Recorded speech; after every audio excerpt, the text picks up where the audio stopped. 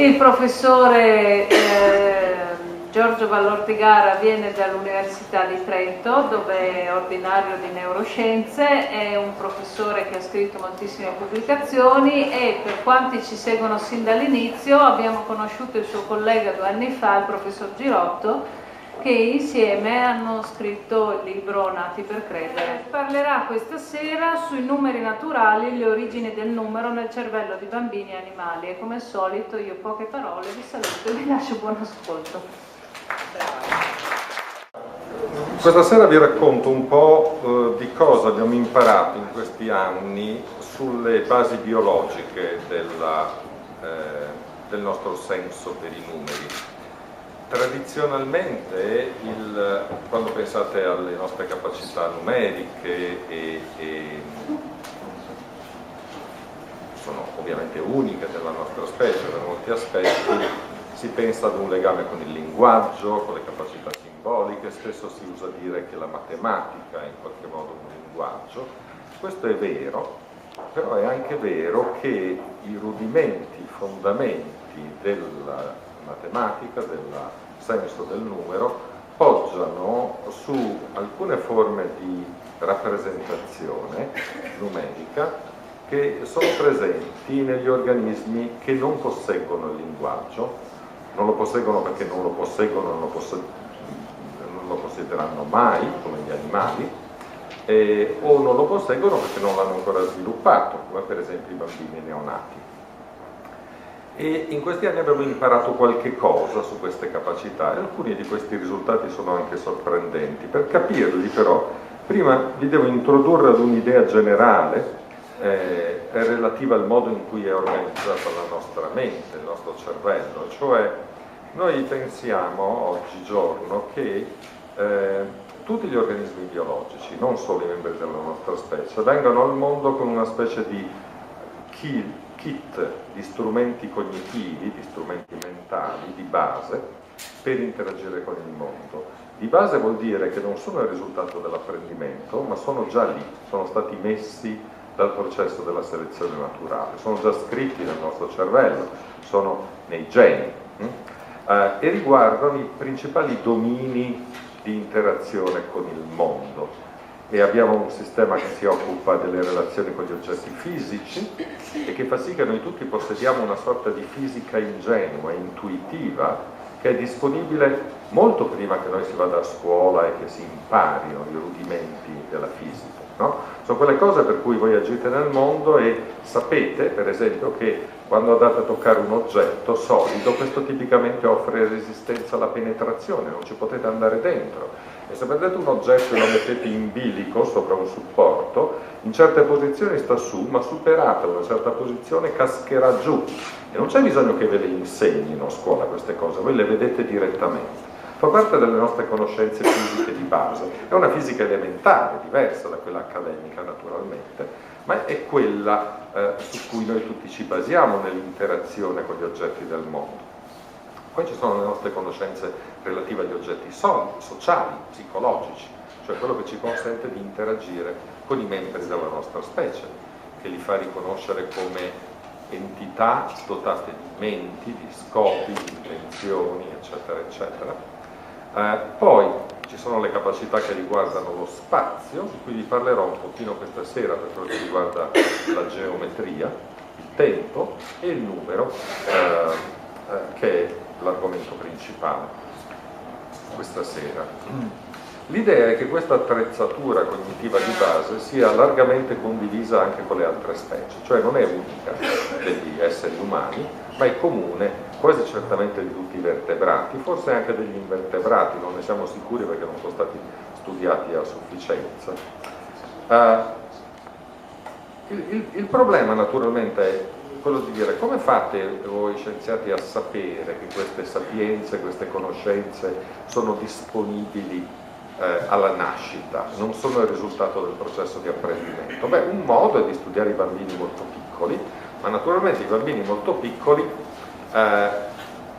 come dire, offrono delle limitazioni a quello che può essere fatto, perché i piccoli della nostra specie, come sapete, nascono molto immaturi e quindi è difficile studiare, capire che cosa fanno, che cosa pensano, eccetera, eccetera. Lo stesso problema vale per molte altre specie animali. Allora, chi fa ricerca spesso va in cerca di quelli che noi chiamiamo animali modello, cioè sistemi biologici che siano particolarmente adatti per studiare certi problemi. Allora, per esempio, nel mio laboratorio utilizziamo questa creaturina qua, che conoscete, credo. Adesso si sente meglio? Uguale. Questa creaturina qua che conoscete naturalmente, che è il pulcino del pollo domestico, ve lo faccio vedere prima che diventi carino, cioè quando è proprio appena uscito, un po' schifosetto, lì tutto bagnato. Perché è interessante per noi? È interessante per due ragioni. La prima, che appartiene alle specie cosiddette precoci, e cioè a differenza delle specie a sviluppo altriciale, come per esempio la specie umana, i piccoli nascono maturi, cioè appena usciti dal guscio sono capaci di fare un sacco di cose, più o meno le stesse cose che fa un animale adulto. Per noi è un grande vantaggio perché possiamo controllare con grande precisione le esperienze o la totale assenza di esperienze che si hanno in condizioni di laboratorio e poi subito eseguire dei test, come vedrete, abbastanza sofisticati. Sofisticati non nel senso che sono complicati, ma che rivelano capacità cognitive, mentali, sorprendentemente sofisticate.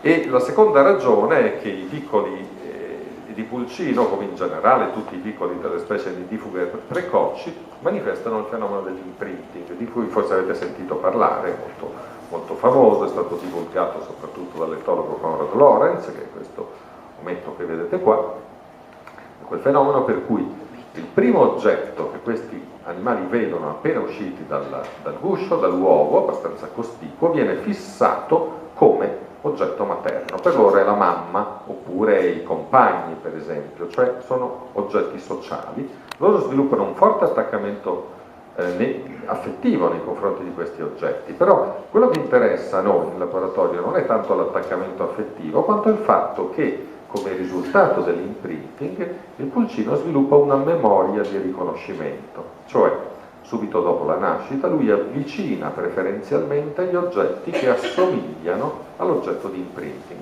ed evita accuratamente gli altri.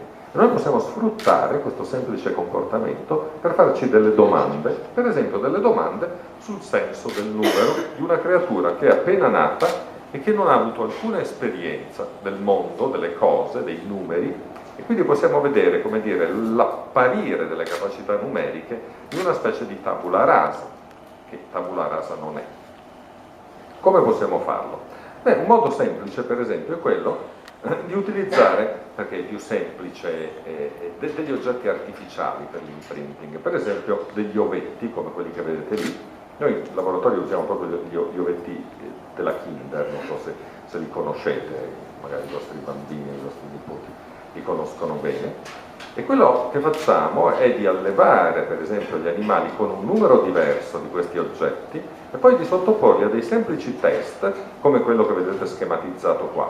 L'animale sta in una specie di corridoio che è diviso in 3 scompartimenti, c'è una telecamera sopra che registra il comportamento dell'animale e andiamo a vedere dove preferiscono andare, se per esempio preferiscono avvicinare il gruppo di 3 oppure il gruppo di 2 ovetti, che sono per loro mamme in buona sostanza, no? Allora, supponiamo di allevare per esempio un gruppo di pulcini con 3 mamme, come queste qua, oppure con una mamma soltanto, e poi fare dei test di scelta in cui l'animale deve scegliere tra un gruppo di 3 e un gruppo di 1, oppure un po' più complicato, un gruppo in cui in totale ce ne sono 4, sia qua che qua, ma il colore degli oggetti su cui gli animali hanno subito l'imprinting è per esempio soltanto il colore giallo.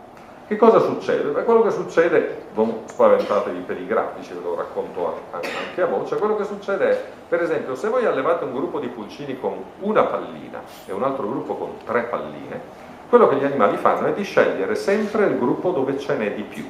Quindi, per esempio, quelli allevati con 3 vanno verso il gruppo da 3, quelli allevati con 1 vanno verso il gruppo di 3, cioè dicono di più è meglio, come regola generale, che è sensato dal punto di vista biologico per varie ragioni.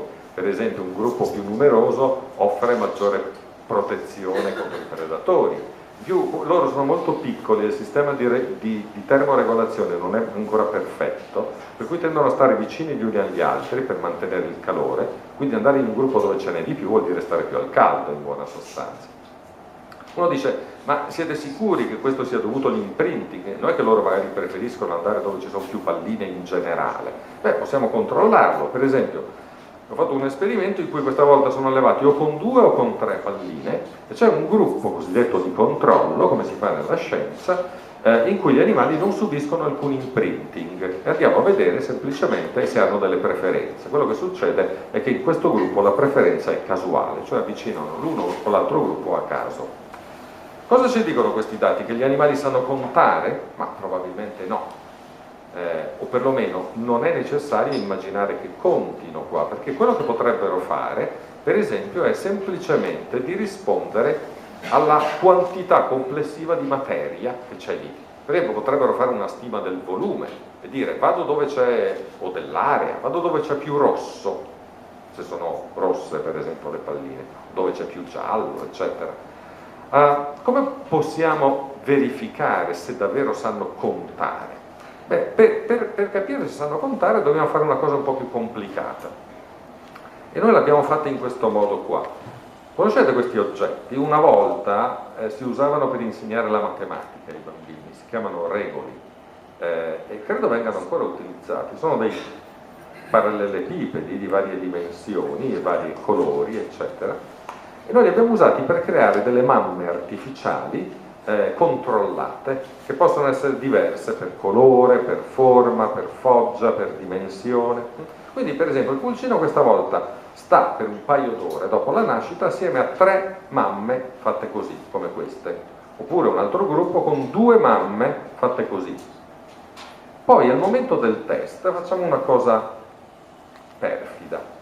Gli facciamo vedere delle mamme completamente nuove, mai viste prima, che hanno un colore nuovo, hanno una forma nuova, hanno dimensioni controllate, e cioè sono diverse in numero, per esempio sono 3 mamme contro 2 mamme, però il volume complessivo, oppure in altri esperimenti l'area, sono esattamente le stesse, perché possono essere calibrate, oppure la quantità di contorno, eccetera.